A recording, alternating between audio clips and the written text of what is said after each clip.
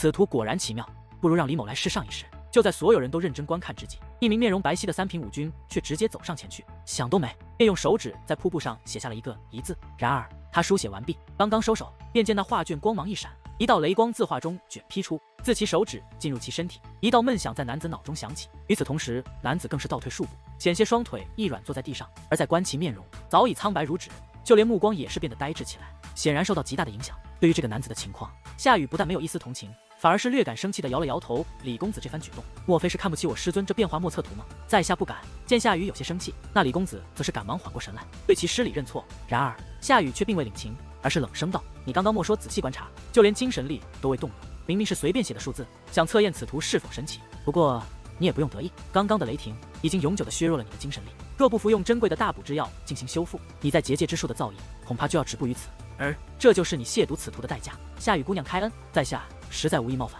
还请夏雨姑娘给次机会。”听得此话，李公子顿时慌了，赶忙鞠躬作揖，就差跪地求饶了。毕竟对于他这样的天才来说，能做界灵师是他的骄傲。若是日后在界灵之术上难有寸步长进，这对他来说可谓是致命的打击。这是变化莫测图对你的惩罚。莫说是我，就算是我师尊也救不了你，你自己想办法修复你的精神力吧。夏雨摆了摆手，李兄弟，不是我说你，这就是你的不对了。之前夏雨姑娘已经明确的说明了这变化莫测图的神奇之处，可你偏偏不信邪，如今受到了惩罚，又能怪谁呢？这件事情你还是回去和你师尊好好说说，他定然会帮你的。只不过知道你的所作所为后，想必你师尊也不会轻饶了你，因为整个东方海域可没人敢对缥缈前辈的宝物不敬。与此同时，两名男子上前说道。而听到这些话后，那名李公子早就面如死灰，知道自己这次是闯下了滔天大祸，注定要倒大霉了。看来师尊的这变化莫测图还真是神奇，让我来试试究竟如何。就在这时，那春武却是笑嘻嘻的跳到了画前，出手就要在上面写上数字。春武住手，然而还不待其出手，一旁的夏雨便赶忙将他拽了回来，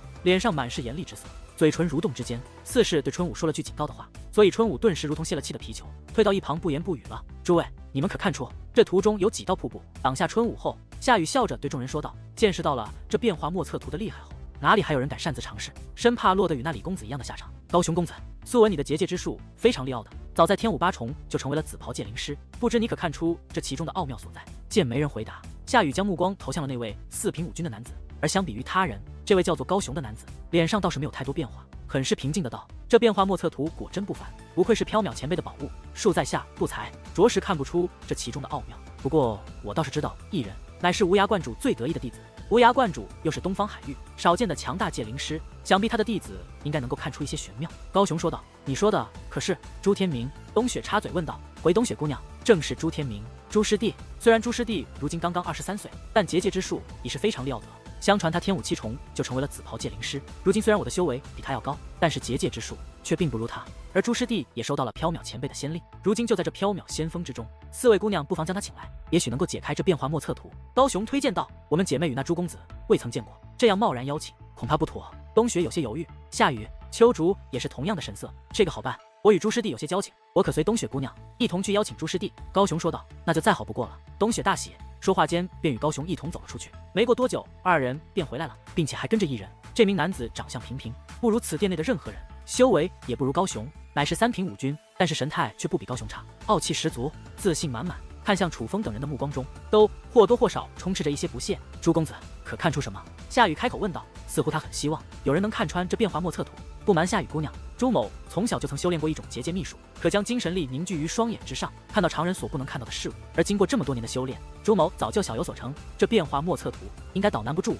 高雄很是自信的道：“那可太好了，不知朱公子能否让我等见识一下你这结界秘术？”夏雨笑着问道，态度很是客气。当然，朱天明微微一笑，随后目光突然一变，竟然射出2道若隐若现的光芒。那光芒在变化莫测图上扫动一圈之后，目光再度一变，恢复了以往的神态。只不过此刻的他早就胸有成竹，也不废话，直接探出手指，在变化莫测图上挥动起来，最终写出了一个6字。这一刻，除了楚风之外，在场的所有人都是神经紧绷，目不转睛地凝视着那幅变化莫测图，紧张的气氛甚至能够听到人们的心跳声。而就在这时，那变化莫测图竟然一阵变化，浮现出来6道瀑布。与此同时，一道光束自图中爆射而出，顺着手指融入了朱天明的体内。光束入体，朱天明神情大变，不过与之前的李公子却又完全不同。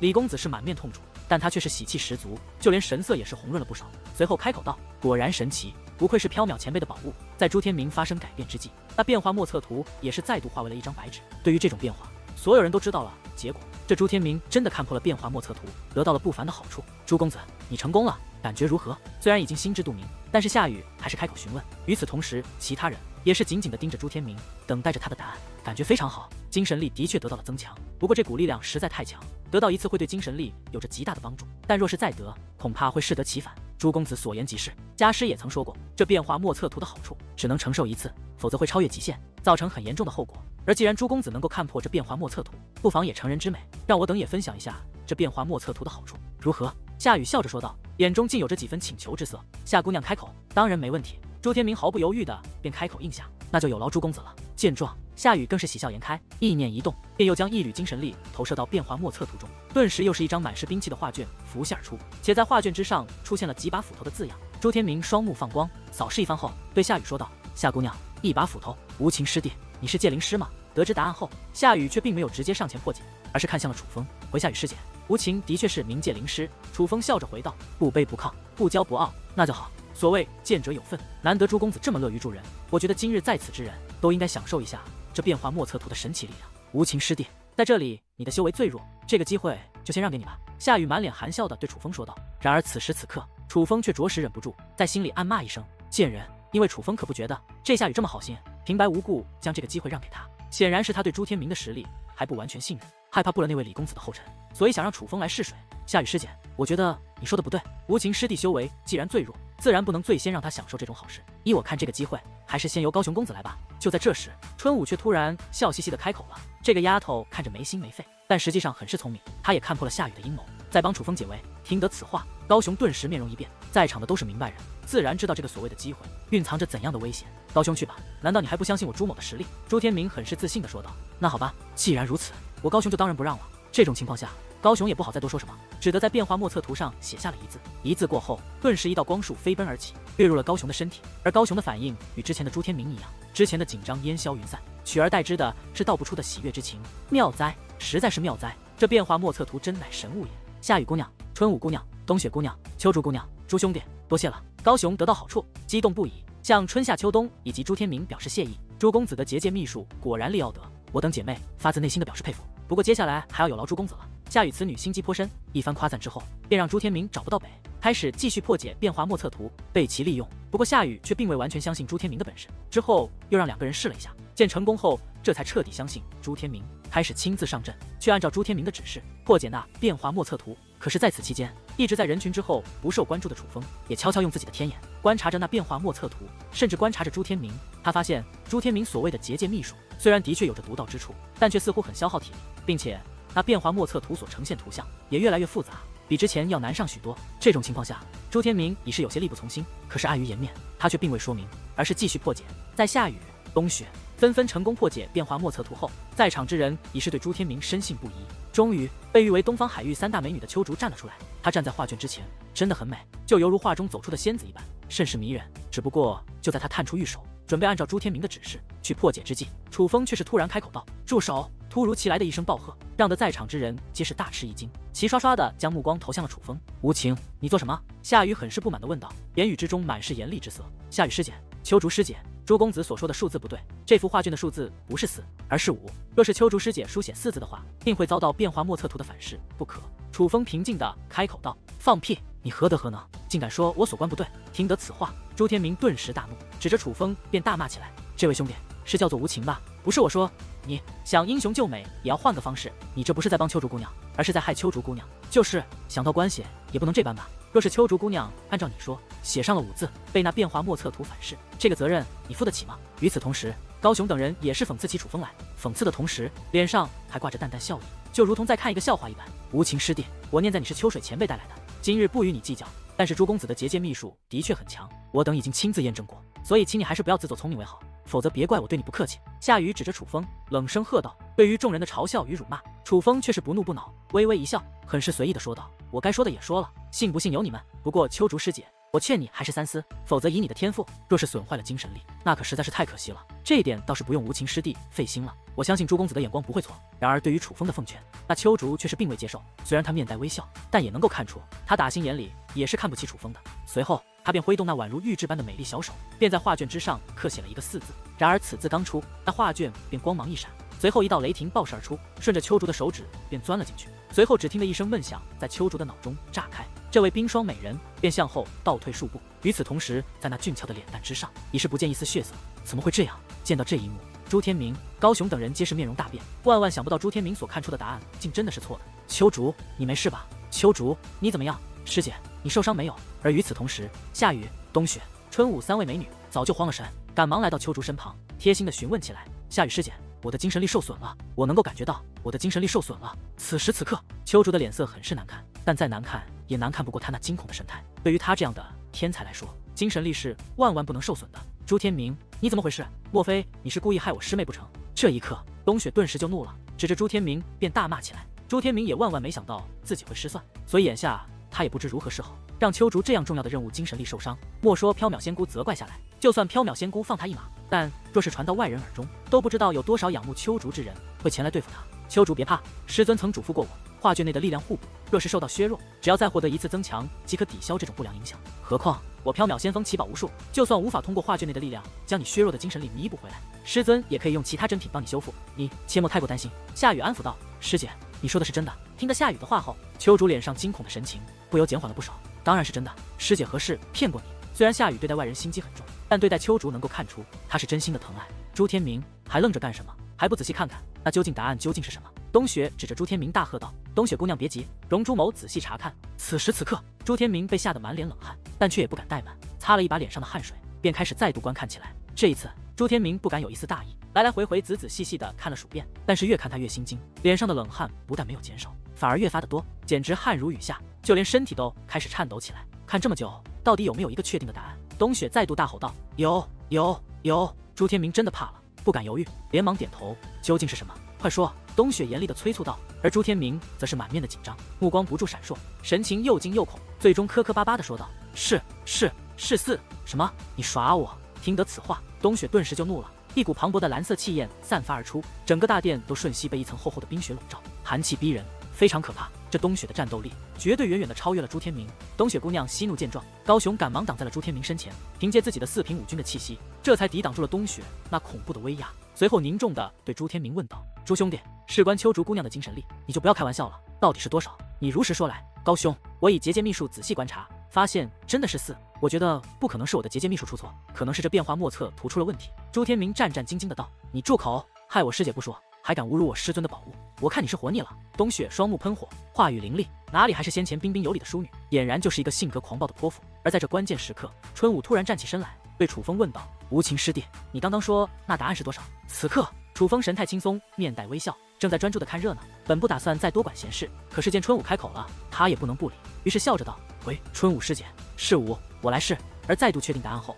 春武竟然身形一转，向那变化莫测图走去，抬手便要书写答案。小武，你疯了，竟然相信他的话！见状，冬雪赶忙阻拦。虽然眼下朱天明判断错误，但他也绝不相信楚风所说的答案会是真的。是啊，春武姑娘，此事不是儿戏，你要三思啊！与此同时，高雄等人皆是开口劝导，都觉得春武是在拿自己的前途开玩笑，不相信他。然而春武却是嫣然一笑，随后也不顾冬雪阻拦，强行将手指按下，在那画卷之上书写了一个武字。这一刻，几乎所有人都屏住了呼吸，做好了等待春武遭受雷霆处罚的准备。就连冬雪也是赶忙放开春武，倒退数步，生怕自己也被牵连。然而就在这时，画卷之上顿时光芒闪烁，一道光束掠入了春武的体内。与此同时，他的气色也是红润了几分。不会吧？见到这一幕，几乎所有人都傻眼了，比见到刚刚秋竹被雷霆劈中的一幕还要震惊，因为他们万万也想不到，楚风这样一位1品5军所说的答案，竟然会是真的。怎么可能？这不可能！我仔细观察那么多遍，明明是4，怎么可能是5？而至于那朱天明，更是满脸的不可置信，觉得这不合乎常理。无情师弟，你实在太棒了！这一刻，春武更是高兴的手舞足蹈，裙摆飘动之间，他一跃而起，竟然跌入楚风的怀中，在众目睽睽之下，狠狠地亲了楚风的脸颊一口。而对于他这样狂喜的反应，楚风也能够看出，实际上刚刚春武心中也完全没有底，而也正因为这个结果，连他自己也都感觉意外，所以才会这般激动。虽然知道一开始春武也并未完全相信自己，但不过不得不说，当春武那柔软的红唇贴在自己脸颊之际，楚风的内心也是一阵荡漾，感觉很是舒服。就冲这一点，楚风也决定原谅他。秋竹师姐，快过来！无情师弟能够破解这变化莫测图，他能帮你修复精神力。在亲了一口楚风之后，春武也不理会人们那吃惊的目光，赶忙拽着秋竹来到了变化莫测图前。春武如同之前的夏雨一样，将精神力灌输进变化莫测图后，白纸一般的图纸便瞬息化作了一张风景图，并且出现了如同以往的提示：无情师弟，有劳你了。当变化莫测图化作画卷之后，春武笑嘻嘻地说道：“此刻的他对楚风已无半点怀疑，信任不已。而对于春武的请求，楚风自然不会拒绝。”天眼转动，凌厉的目光顿时散发而出。而这一刻，人们才注意到，原来楚风的确掌握着一种特殊的手段，那便是此刻与众不同的目光，并且楚风此刻的目光与之前朱天明的结界秘术完全不同。朱天明的结界秘术乃是直接从双眼之中放射出2道光芒，犹如武技一般，锋芒毕露，一眼就能够看出很不简单。但是楚风却只是目光变得不同，若不仔细观察，根本看不出有何特殊。但是这种目光却也不简单，可以说是一种威慑力。但是对于这些修为都在楚风之上的人来说，这种威慑力可谓没有任何作用。但身为界灵师的春武等人，却能够多少感觉到此刻楚风目光的不简单。至于究竟哪里不简单，他们却也说不清楚。但不得不说，楚风的这个目光让他们对其刮目相看。三楚风只是扫了一眼，便收起天眼的目光，给出了答案：无情师弟，你看清楚了？春武问道。绝对无误。楚风很是自信地说道。只不过对于楚风的答案，秋竹等人似乎并不相信，这也导致秋竹柳眉紧皱，很是犹豫，不敢轻易书写答案。毕竟如果再错一次，那对他来说可是致命的。然而就在这时，那朱天明却再度使用了结界秘术，仔细地观察起此刻的画卷。而当其收起目光之际，便对秋竹道：“秋竹姑娘，切莫相信于他，答案是2不是3，你闭嘴。”这一刻，沉默许久的夏雨终于开口了，在将朱天明呵斥的闭嘴之后，对秋竹说道：“师妹，师尊定能修复你损伤的精神力，没必要冒险一试，我们还去找师尊吧。”听到夏雨的话后，秋竹则是有些犹豫，他实际上很想通过这变化莫测图来修复自己的精神力，毕竟若是一次能够成功修复，那么第2次便可增强，这么难得的机会，他不想错过。可是另一方面，他又并不完全相信楚风，所以此时此刻，他内心在不断挣扎，陷入了两难之地。你们不相信我没关系，因为你们的死活本来就与我无关，我无情今日之举，完完全全是看在春武姑娘的份上而已。所以你们都给我睁大眼睛看仔细了，看看我无情所说的答案究竟是对是错。就在这时，楚风却是笑着走上前去，他来到了秋竹与春武的旁边，探出手指，便在画卷上写下了一个3字。此字一出，顿时一道光束射入体内，楚风的脸上也是变得容光焕发，竟然又对了。见到这一幕，在场之人皆是瞠目结舌，目瞪口呆。想不到楚风竟然能够连续2次破解这变幻莫测图，并且都是与朱天明唱反调的情况下成功了。无情师弟，你实在太棒了！而至于春武，更是欢呼雀跃，在楚风身旁又蹦又跳的欢呼起来。秋竹师姐，精神力受损可不是小事情，相信你如今的状况自己最能体会。就算特殊药物能够修复，但这也绝对不是1天2天能够成功的。而眼下有一个机会，不但能够修复你的精神力，还能够让你精神力更上一层楼。可你偏偏不选，非要去耗费大量的奇珍异宝，你觉得这是明智之举吗？楚风笑着看向秋竹，你说的倒是轻巧。虽说你成功破解2次变化莫测图，但谁又能保证你第3次、第4次全部成功？谁能够保证你不会像那朱天明一样，在成功几次之后就突然失算，到时候害得我秋竹师妹精神力再度受损，这个责任你背得起吗？冬雪凌厉地质问道。我若是失算，便自断项上人头，你看如何？楚风微微一笑，说出了这句令得在场之人皆是不由内心一颤，感到毛骨悚然的话语。拿自己的性命来保证一件事，这要么说明此人对自己有着极度的自信，要么说明此人本性疯狂至极。但无论是因为什么，这都绝对不是一般人敢做的。至少在场之人没有一人具备楚风这样的魄力。春武师妹，看来你的眼光很是独到。这一刻，秋竹先是对春武敬佩的一笑，随后便看向楚风，略感歉意的道：无情师弟，先前是我秋竹不对，有得罪的地方，还望无情师弟能够包涵。秋竹对楚风的态度发生了180度的转变，这不仅仅是因为楚风连续2次破解变化莫测图的手段，更多的是因为楚风临危不惧、自信满满的态度。楚风的态度和魄力让他觉得楚风虽然修为稍弱，但是日后定然不凡。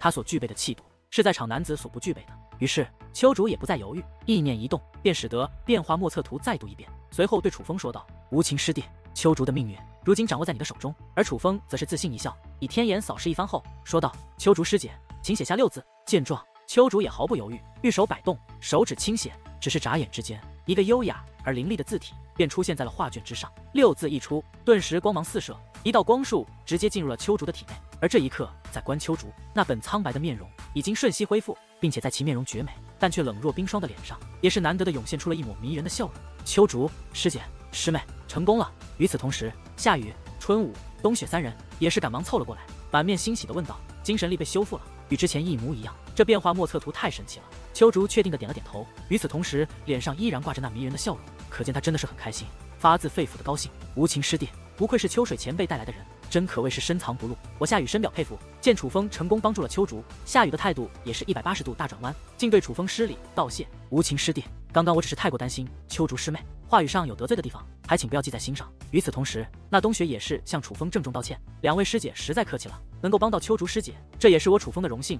而楚风虽然并不喜欢这夏雨与冬雪，但是他也能够分清状况。眼下在这缥缈先锋，他没必要与夏雨和冬雪结下梁子。既然对方能够放下姿态，向他认错，不管他们是真心还是假意，楚风都愿意。大人有大量，冰释前嫌，不去计较。之后，楚风又破解了一次变化莫测图，这一次同样是秋竹动手，结果不但成功，并且还再度获得了变化莫测图中那能够增强精神力的神奇力量。无情师弟，这次多亏了你，秋竹我真是不知该如何感谢你才好。此刻受损的精神力不但被修复，反而得到了增强。秋竹心情大好，对楚风的态度也是越发友好。秋竹师姐实在太客气了，这变化莫测图既是缥缈前辈的宝物，相信缥缈前辈定能看透此物。无情刚刚不过是献丑而已，就算没有我，相信缥缈前辈也能够运用这变化莫测图，让秋竹师姐的精神力增进。楚风很是谦虚的说道：“无情师弟真是谦虚了，这变化莫测图师尊的确能够看透，但他也说过，这变化莫测图上的力量，他不会赐给我们，要想获得，只能靠我们自己想办法。而如今在咱们同辈之中，只有无情师弟，你能够破解此图，单凭这一点，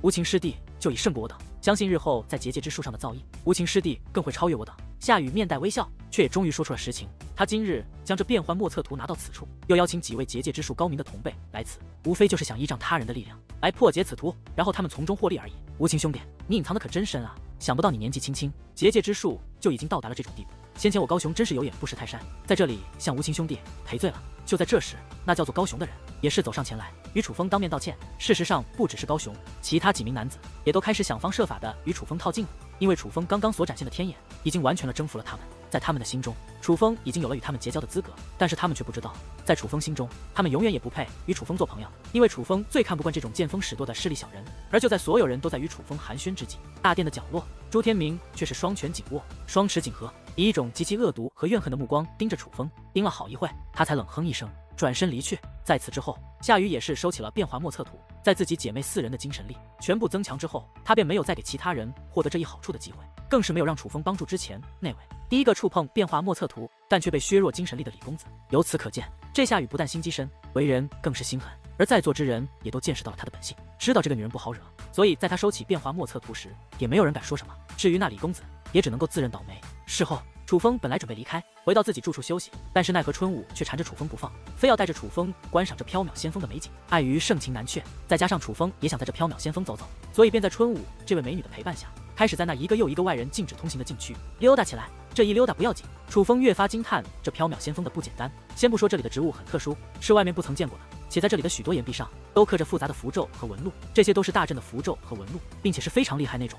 越是仔细观察，用心研究，楚风越是感觉惊心动魄，因为这里的符咒和纹路实在是太厉害了，他无法想象刻画下这些的会是怎样的存在。蛋，你看到了吧？这缥缈仙风上的东西，你可认得？自己惊叹之余，楚风不由向蛋询问起来。看见了，的确是来自远古，并且的确是封印阵法的纹路。看来这缥缈仙风真的是远古的遗物，并且镇压着非常可怕的魔物。蛋以懒洋洋的语气说道：“似是刚刚睡醒，真的是魔物？当然是魔物，并且是很凶的魔物才对。尽管这里的符咒纹路我也看不太懂，但却能够大概看出是杀伤力极强的一种。以这种纹路刻画的阵法，却只能将其封印。你说会是简单的东西吗？”蛋反问道：“那你觉得，若是这魔物被放了出来，它的力量会有多强？”楚风问道：“毁掉这东方海域，应该轻而易举吧？”蛋笑着说道：“无情师弟，春武师妹。”当太阳西落之际，冬雪自远处走了过来，到了近前后，他先长舒了一口气，这才开口说道：“总算找打你们了。冬雪师姐，怎么了？看你那一脸着急的样子，莫非是想我了？”春武笑嘻嘻的道，顽皮的像是一个孩子。你这丫头拉着无情师弟到处走，找得我好是辛苦。冬雪笑着瞥了春武一眼，似乎早就习惯了这个小师妹的没有正形的样子。原来冬雪师姐是想抢走我的无情师弟，这可不行哦，我是不会将无情师弟让给你的。春武小嘴一撅，竟用双手环住了楚风的一只胳膊，表现得极为亲密。而对于春武的这种行为，楚风也并未抗拒。先不说他对春武印象很好，单是春武这样的美貌，楚风也没理由抗拒。你别闹了，我有正事要和无情师弟说。冬雪无奈的叹息一声，随后对楚风道：“无情师弟，今日家师设宴，款待一些老朋友，秋水前辈也会来，你也可以入座。”太好了，什么时候开始？听到有晚宴，春武顿时蹦蹦跳跳，拍手叫好，就跟没吃过晚宴一般。就要开始了，你们两个随我来。冬雪甜甜一笑，很是动人，就如同冬日里的一抹阳光，看得人心暖暖的。由此可见，这冬夏秋冬4位美女还真不是盖的。不过楚风却早已见识过这冬雪的真实面目，所以他很清楚，这冬雪可绝对没有表面这么和善。而在冬雪的带领下，楚风来到了一座山峰之上。此刻在这山峰之上已是设好了晚宴，并且有一些人已经到场。只不过，并非所有年轻一代的天才都来了。这场晚宴是款待缥缈仙姑的一些旧相识的，所以主要宾客乃是老一辈的高手们。至于能够一同出席晚宴的，那自然是与这些高手有所关系的人，大多都是弟子。楚风大概的打量了一下，发现来到这里的虽然都是老一辈的高手，大多数在东方海域都是有着一些名号的大人物，不过却也都在武军境而已。修为稍好一点的，在武军巅峰，并没有人踏入武王境。这也能够看出，哪怕在东方海域，武王也是一个非常强大的境界。可以说，只有踏入这个境界的人，才能算得上是真正的高手。而刚好，楚风也看到了两个熟悉的身影，那便是高雄与朱天明。高雄的师尊超乎楚风的想象，竟然是一位白发苍苍的老太太。这个老太太不知道活了多少个岁月，满脸的皱纹，满脸的斑痕，头发虽然雪白，但却淅淅沥沥，不剩下几根，看着跟活丧尸一般，有些吓人。可能是高雄与其说过了楚风的事情，所以这个老太太竟然弓着腰，拄着拐棍，带着高雄主动来和楚风打了一声招呼。这位是吴公山的隐士高人，人称吴公老太。他只收了高雄这么一个弟子，对高雄如同亲孙子一般疼爱，把所有资源都给了高雄，所以高雄才能有今日的修为。他的修为可以说完完全全是靠修炼资源堆积出来的。别看吴公老太长得吓人，但听我师尊说，他为人其实非常不错，经常云游东海济世救人。从始至终，春武一直跟在楚风身旁，并且每当楚风的目光投向一个人，他都会为楚风讲解起此人的来历。当然了，这样美女相伴的特殊待遇可是引起了不少人的妒忌，尤其是同辈的男子们，看到春武这样的大美人，这样亲密的与一个一品武军在一起，自认不凡的他们都已对楚风大为不爽，都觉得连他们都没享受到这样的待遇。楚风那样的修为，凭什么？尤其是那朱天明，此刻看向楚风的目光宛如利刃一般，恨不得用目光将楚风杀死。而他之所以这样，自然不是单纯的妒忌，更多是之前在月星殿内楚风让其难堪所产生的怨恨。看什么看？没看过吗？春武也注意到了朱天明不善的目光，掐着便对朱天明大吼一声。此声一出，顿时引起了全场人的注意，所有人都将目光投向了朱天明。而朱天明的脸色虽然难堪，但却不敢对春武如何，只得转移视线，向来到山峰的道路行去。无情师弟，这朱天明一看就不是好东西，像极了他的师尊无涯观主，小肚鸡肠，卑鄙小人。你日后若是单独遇到他，可要小心一些。春武偷偷对楚风传音道：“真是说谁就到，快看，那就是朱天明的师尊无涯观的观主，一个内心毒辣、假仁假义的畜生。若不是当初他帮过我师尊一点小忙，我师尊才不会邀请他呢。对了，无涯观主身后的小子是朱天明的亲弟弟朱地光，他们两兄弟是无涯观主最得意的弟子。不过朱地光修为稍差，再加上缥缈仙令的名额有限，所以只有朱天明收到了缥缈仙令，朱地光则需要通过筛选才能够进入武文仙境。”春武突然将目光投向自封下行来的二人，楚风定目观望，发现无涯观主年龄不大，也就是50-60岁的样子，不过修为却不弱，应该在武军巅峰。以他这个年纪，有生之年也许能够踏入武王境。而至于那个朱地光，与朱天明长得还真像，只不过比朱天明要丑上一些。如果说朱天明长相还算过得去，那么这朱地光只能算是长相平平了。至于朱地光的修为，的确比朱天明要弱上一些，乃是2品武军。只不过眼下，无论是那无涯观主，还是那朱地光，看向楚风的目光都多少充满了不善。虽然那无涯观主隐藏的颇深，但也被楚风看了出来，可见他们二人也应该知道刚刚朱天明在月星殿内发生的事情。春武师姐，你刚刚说这缥缈仙令有限，那么总共发出多少块？楚风好奇地问道。实际上他想侧面的知道诛仙群岛的人有没有收到这缥缈仙令，毕竟他与这个庞然大物可是注定要有一场大战，所以很关心诛仙群岛的情况。缥缈仙令总共60块，在东方海域未满30的顶尖天才基本都收到了邀请，不过却有接近一半的缥缈仙令发到了诛仙群岛，这也没办法。诛仙群岛的天才的确很多，毕竟他们是如今东方海域的统治者嘛。春武笑着解释道。而听的这个答案，楚风则是不由眉头微皱。诛仙群岛的天才占据了整座东方海域的几乎一半，这已经侧面说明了诛仙群岛有多强大。现在还不敢说，但若是等到他们这一代人物成长起来以后，那个时候的诛仙群岛，除非东方海域的所有势力联合，否则没有一座势力能与他们抗衡。不过诛仙群岛的那些家伙们都太过自负，目前为止还没有一个人来到我缥缈先锋，想必是要等到筛选结束之后，武文仙境正式开启之时才会来吧。春武又颇显反感地补充了一句，可见他对诛仙群岛的人也很不喜欢。筛选什么时候开始？会有多少名额？楚风问道。筛选明日就会开始，要在2日时间内筛选出40人，因为武文仙境每次开启只能容下100人进入，而武文仙境按照以往的推算，在筛选结束之后的次日就会自动开启。可是至今为止，没有收到缥缈仙令而来到我缥缈先锋的也有1000余人，不过最终能够留下的却至少要在武军境。事实上，我觉得此次能够进入武文仙境的人，最弱也要是2品武军。春武详细的解释道，不过随后又赶忙补充道，不过无情师弟，你是个例外，我可亲眼看到过你是如何击退2品武军的哟。嘻嘻，看着春武那一脸的坏笑，楚风忍不住问道，当日对你出手的那几个人现在怎么样了？秘密。春武轻揉了一下穷鼻，随后又是得意一笑。虽然他什么都没说，但楚风却已然大概知道了答案。以这春武的个性，想必那几个对春武出手的人，如今一定倒了血霉，并且连为什么他们都不知道无情师弟。就在这时，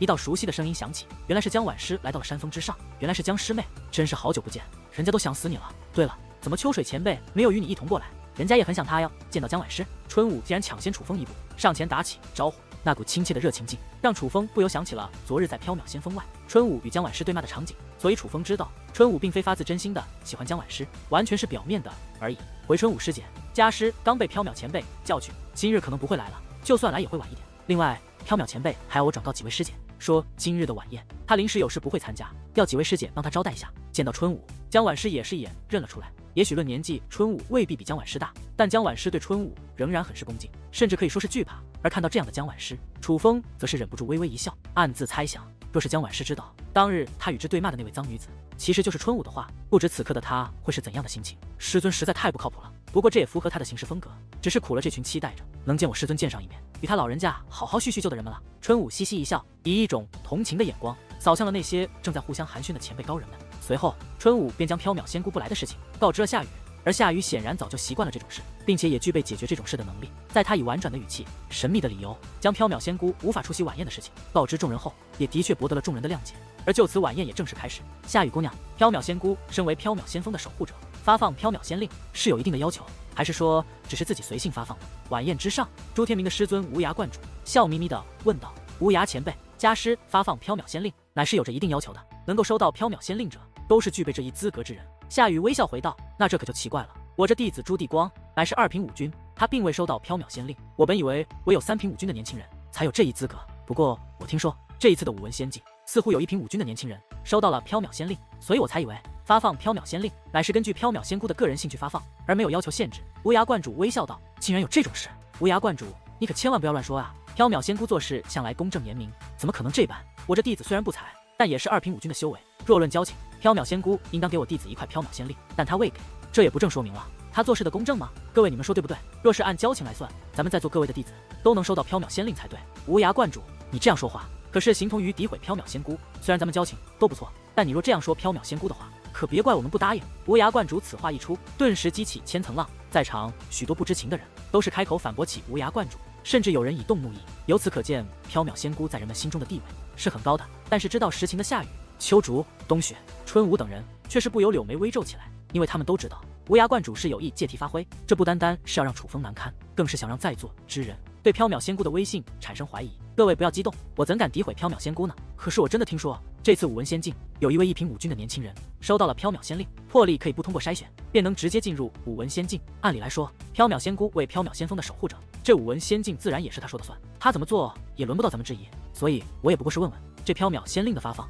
究竟是有着特殊的要求，还是仙姑随性而已，并无恶意。无涯观主微微一笑，说话之间将目光投向了楚风。而就在这时，一声轰鸣响起，有人猛地站起身来，夹带着强大的威势，指向了无涯观主。无涯，道听途说的事情我不管，但你若再敢质疑仙姑，就别怪我赵某人对你不客气。这是一名老者，身材高大，满脸正气。听过无涯观主的一番话后，气得身体都在颤抖，大有对无涯观主动手之势。赵老先生，我知道您对缥缈仙姑很是尊敬，而我又何尝不是？只是在下并非道听途说，更非信口开河，所言之事皆乃事实。诸位若是不信，可以问问仙姑的4位弟子。夏雨姑娘，你说呢？无涯观主笑眯眯的道。听得此话，所有人的目光都是齐刷刷的投向了夏雨。而面对这种情况，夏雨的脸色也不太好看。对于无涯观主的行为，他实在愤怒不已。可毕竟无涯观主是前辈，在这么多前辈面前，他不能翻脸，可也不知如何应对。没错，家师的确向无情师弟发放了缥缈仙令，但别看无情师弟是1品武君，但他绝对具备踏入武文仙境的资格。就在这时，春武突然站了起来，并且说话之间还将手指向了身旁的无情。竟然真有此事，怎么会这样？连2品武君都要参加筛选，1品武君怎么能获得缥缈仙令呢？此话一出，晚宴之上顿时一片哗然，很多人都对于此事表示意外，但意外归意外，却也没人敢对缥缈仙姑表示不满。于是所有矛头都不由指向了无情。春武姑娘，你说这位小兄弟具备踏入武文仙境的资格，可是又怎么证明呢？果不其然，一些心有不甘的人开始质问起来。毕竟论交情，他们与缥缈仙姑有着一些交情；论修为，他们弟子的修为要强于楚风，所以他们很不甘心，不甘心楚风收到了缥缈仙令，而他们的弟子却没有。证明我家师的邀请就证明了一切，你们这种态度是在质疑我家师的眼光吗？春武凌厉地质说道，但却满是蛮不讲理的味道。他这样的态度，若是对待同辈，也许会很有作用，但是此刻面对的可全部是他的前辈，这些与其师尊有着交情的人，自然不会怕春武。春武姑娘说得很是在理，正所谓名师出高徒吗？也许是因为这位无情小友的师尊身份利奥德，所以才会得到这样特殊的待遇呢。有人讽刺地说道：“身份利奥德，在座的各位，哪个没有身份？凭什么他就有如此待遇？”果不其然，有人被勾起了不满。你们说无情小友的师尊厉害，那我倒是要问一问春舞姑娘，不知无情小友的师尊究竟是何方神圣，才能够让缥缈仙姑如此破例，给他这特殊的待遇呢？无涯观主笑问道。这一刻，春舞也是不知该如何帮楚风说话，只得将目光投向了楚风。一时间，楚风成为了全场瞩目的焦点。而对于这种情况，楚风却是镇定自若，站起身来，环顾众人，微微笑道：“我师尊的名讳不方便透露，实不相瞒，对于某些人来说，他也不配知道我师尊的大名，因为他根本无法与我师尊相提并论。不过对于诸位前辈的质疑，其实我无情可以给你们一个答案。答案？你怎么给？”无涯观主冷笑着问道：“你说了这么多废话，问了这么多问题，无非就是想告诉大家，我不配进入武文仙境。但我想问一句，你觉得此刻在你身旁的2名弟子配进武文仙境吗？”楚风微笑着反问道：“天明乃是3品武君，已然收到缥缈仙令，你说他有没有资格？至于地光，也是2品武君，以他的修为，就算没有收到缥缈仙令，也可在筛选之中轻而易举地脱颖而出。”无涯观主很是自信的道：“朱天明师兄的确厉害，尤其是戒灵之术上的造诣，更是让人刮目相看。先前我等在月星殿内，与春舞、夏雨、冬雪、秋竹4位师姐一同破解一剑，缥缈前辈的至宝朱天明师兄不但帮助几位师姐和师兄从中获得好处，更是害得秋竹师姐精神力受损，险些永远无法恢复。对于这种本领，我无情深表佩服，自叹不如。”楚风冷笑着看向朱天明，表面夸赞，实则暗讽：朱公子还真是厉害，不愧为无涯前辈的得意弟子，在结界之术之上得到了无涯前辈的妙传。若不是无情师弟出手，运用强大的结界之术，再度破解家师至宝，帮我秋竹师姐修复了精神力，那么我秋竹师姐拜朱公子所赐，恐怕精神力就要永久受损，日后结界之术难进寸步了。见状，春舞赶忙似笑非笑，添油加醋，一同侮辱朱天明在月星殿内的所作所为。听得此话，无涯观主的脸色顿时就绿了。他万万也想不到楚风会拿这件事情说事，毕竟他在结界之术上的手段，在东方海域是出了名的，武军巅峰便成为金袍戒灵师，这已经说明了他结界之术的强大。而今日朱天明的在月星殿内的所作所为，显然丢尽了他的人。什么？竟然有这种事情？无涯观主的弟子结界之术不是非常厉害，号称结界天才吗？怎么会犯下这样的大错，险些害得秋竹姑娘断送前途？这也太不可思议了，不知是真是假。若是真的，那岂不是说这叫无情的小子真的很厉害，至少在结界之术上已经胜过了无涯观主的弟子？果不其然，楚风与春舞的一番话使得众人大感吃惊，一个个面面相觑，万万也想不到楚风在结界之术上的造诣会这么高。此事乃是真的。今日之事，我之弟子高雄刚好在场，他能够证明朱天明小友的确因为失误，害得秋竹姑娘精神受损。若不是无情小友使用结界秘法相救，那今日之事真是不堪设想了。毕竟秋竹姑娘是我东方海域1等1的天才，若是她出现什么意外，那可是我整个东方海域的损失。就在这时，高雄的师尊蜈蚣老太竟然也站了出来，帮着楚风说话。这么说来，岂不是真的了？太险了！若是秋竹姑娘真的出了3长2短，缥缈仙姑一定会大怒。无涯观主，你可真应该感谢一下这位无情小友，若不是他今日化险为夷，恐怕你的这位得意弟子是要大难临头啊！听得蜈蚣老太的话后，所有人都对楚风刮目相看，竟然有人反劝起无涯观主，让他对楚风道谢。本以为无涯观主的结界之术已是非常利奥的，不过现在看来，这位无情小友的师尊定然更强，不然也不会习得如此出众的结界之术。甚至更有人开始夸赞起楚风，贬低起无涯观主。这种戏剧间的变化，使得无涯观主脸色越加难看。他万万也想不到，本来想刁难楚风，为自己弟子出气的他，竟然会被楚风的几句话，使得自己和弟子陷入了如此丢人的境地。所以此时此刻，他当真是气得咬牙切齿，怒火攻心，也顾不得众人的反应，指着楚风冷哼道：“结界之术厉害，又能如何？筛选靠的是修武的实力，又不是结界之术。难道你能通过结界之术胜过其他修武者？通过筛选不成？”无涯观主此话诧异，想不到身为戒灵师的你，竟然会这么看不起戒灵师。楚风面带微笑，摇了摇头，但是话中的讽刺意味已是不言而喻。戒灵师怎么了？戒灵师乃是人中之龙，精神力更是上天的恩赐。同样是修武者，但拥有精神力的人，绝对会优于没有精神力的人。强大的戒灵师完全可以召唤出强大的戒灵，有些戒灵师的戒灵甚至比自身还要强大。传说中伟大的戒灵师能够召唤出戒灵大军，以一己之力抵挡大军数万，这种战力岂是普通修武者能比的？在座的戒灵师有很多，楚风的一番话引起了许多人的共鸣，再度将无涯观主推向了万劫不复之地。各位不要误会，并非是我看不起戒灵师，身为戒灵师的我，岂会不知道戒灵师的强大？但是戒灵师的实力也与自身的修为息息相关，我就不相信这无情能够凭借1品武君的修为战胜那些修为远在他之上的修武者。若不是他收到缥缈仙令，我敢保证他绝对无法通过筛选，获得进入武文仙境的资格。面对众人的斥责，无涯观主也感到了压力，但他却依然死咬着楚风不放。也罢，既然无涯观主这么怀疑我无情，那我倒是可以给你一个验证的方法。楚风说话之间，拿出了自己的缥缈仙令，随后竟然在众人面前将这道令牌扔在了宴桌之上。我无情今日便与无涯观主的弟子朱地光切磋一番，若是输了，我愿主动放弃这缥缈仙令，也不参加明日的筛选，今日便离开缥缈仙峰，绝不进入武文仙境。但我若赢了，希望朱棣光师兄也能做出与我同样的选择，不参加明日的筛选，放弃进入武文仙境的机会。而这就是你师尊质疑我无情是否具备进入武文仙境的资格所付出的代价。楚风对着朱棣光说道。然而此话一出，顿时掀起一阵轩然大波，所有人看向楚风的目光都不由变得复杂起来。他们万万也想不到楚风会有这样的魄力，但毋庸置疑的是，单单是楚风的这份勇气，已是让他们对楚风再度刮目相看。尤其是夏雨、冬雪、秋竹三人，经过先前的种种，亲眼见到楚风凭借一己之力，几句话语不但化险为夷，还让无涯观主这样的存在丢尽颜面，成为众人质问之人后，他们越发欣赏起楚风来。尽管楚风如今的修为还要远远弱于他们，但他们却都已看出楚风的不简单，至少这份气度连他们都不具备。无情师弟，千万不要意气用事，若是你无法进入武文仙境，那谁救颜如玉姑娘呢？而这一刻，江婉师则是神情大变，一边偷偷拉扯楚风的衣角，一边传音劝道。只不过楚风却根本不理会江婉师，而是继续对朱棣光问道：怎么，你不敢了，帝光？而这一刻，无涯观主也是大怒，不由得对那站在原地有些发愣的朱棣光大吼了一声。因为此时此刻，楚风不是在对朱棣光挑衅，而是在对他无涯观主挑衅。若是朱棣光拒绝，那不仅是在丢朱棣光自己的脸，还是在丢他的脸。听到师尊的大吼后，朱棣光才缓过神来。老实说，他真的有点胆怯，毕竟他已经听说楚风掌握特殊手段，能够看破连他大哥都看不破的变化莫测图，所以他下意识的便觉得楚风不简单，至少不同于寻常的一品武军。如果能够选择，他定然会选择拒绝。但是在其师尊的威胁下，他又不敢不迎战，只得硬着头皮对楚风说道：你要战，那便战，我朱棣光岂会怕你？而朱棣光话音刚落，楚风所在位置顿时掀起一阵狂风。在观楚风已是消失不见，站在了满是繁星的天际之上，手指下方的朱棣光请赐教。对于楚风这样的挑衅，朱棣光尽管心中没底，但也是大怒，决定奋力一搏。冷哼一声之后，便腾空而起。与此同时，他不仅散发出自己那二品武军的气息，更是发动了一道极其强大的武技，由武力凝聚的武技化作了满天的火球，火焰奔腾，倒射夜空，宛如倒射的流星雨一般，不仅绚丽夺目，将夜空点亮，更是气势非凡，蕴含可怕力量。好厉害的手段，竟能在如此情况之下发动这样的武技，真不愧是无涯观主的得意弟子。见到这一武技，在场的同辈皆是赞叹不已，就连前辈高人也是微微点头。而相比于那些单纯看热闹的旁观者，春武、夏雨、秋竹、冬雪、江婉师等人可就是柳眉微皱，替楚风捏了一把冷汗，因为他们都能看出朱棣光这一击可不简单，乃是一种八段武技，强大的武技燃烧了夜空，